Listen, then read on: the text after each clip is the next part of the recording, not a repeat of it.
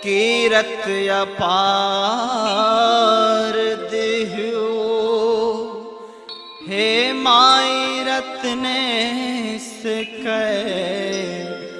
बोलिए सवार दिहु। जब नवरात्र का महीना आता है तो जगह जगह पर माँ का पंडाल सज जाता है। सच्चे भक्त लोग माँ के दरबार में पूजा अर्चना करना शुरू कर देते हैं। बड़े बड़े शहरों में माँ की भव्य मूर्तियां देखकर मन क्या कहता है।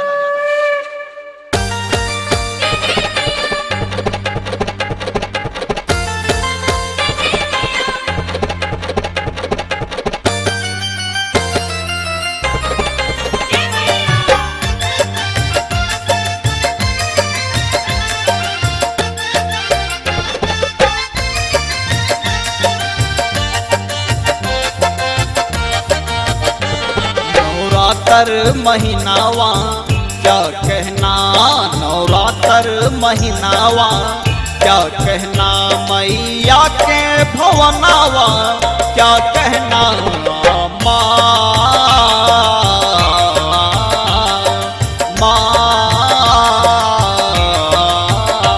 नवरात्र महीनावा क्या कहना, नवरात्र महीनावा क्या कहना, मैया के भवनावा क्या कहना।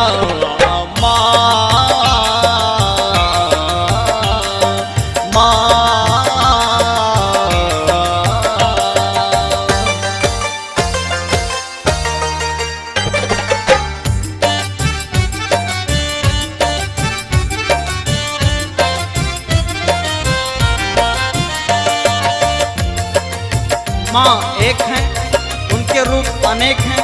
हर रूप में भक्तगण माँ को याद करते हैं। जैसे तू ही दुर्गा, तू ही काली, तू ही मैहर वाली, तू ही चंडी, तू ही शीतला विंध्याचल वाली।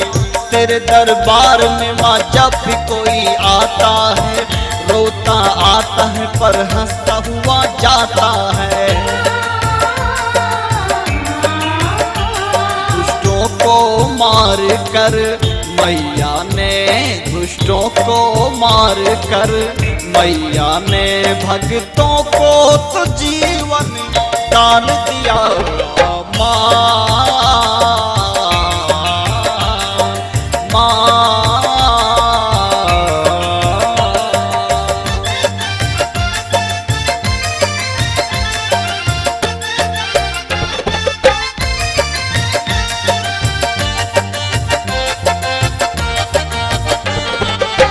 जिनके दर्शन से सारा अंधकार मिट जाता, माँ की दृष्टि पड़े सारा विकार मिट जाता। माता रानी कल्याण बड़ी दानी है, अपनी ममता के लिए माँ बखानी है। कुंवार महीनावा क्या कहना, कुंवार महीनावा क्या कहना, मैया के आसनावा क्या कहना।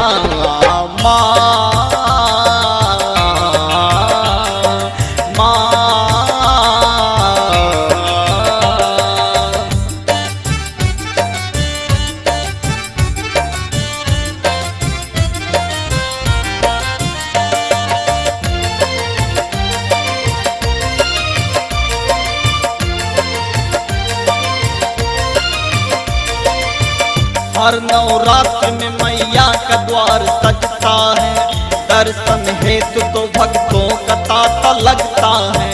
ढोल मृदंग नगाड़ा ढम ढम बजता है, जिनको सुनकर हर सोया व्यक्ति जगता है।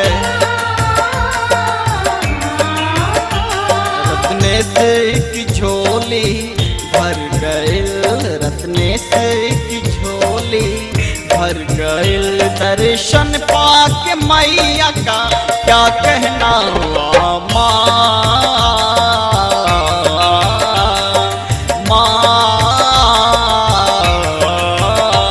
नवरात्र महीनावा क्या कहना, नवरात्र महीनावा क्या कहना, मैया के भवनावा क्या कहना।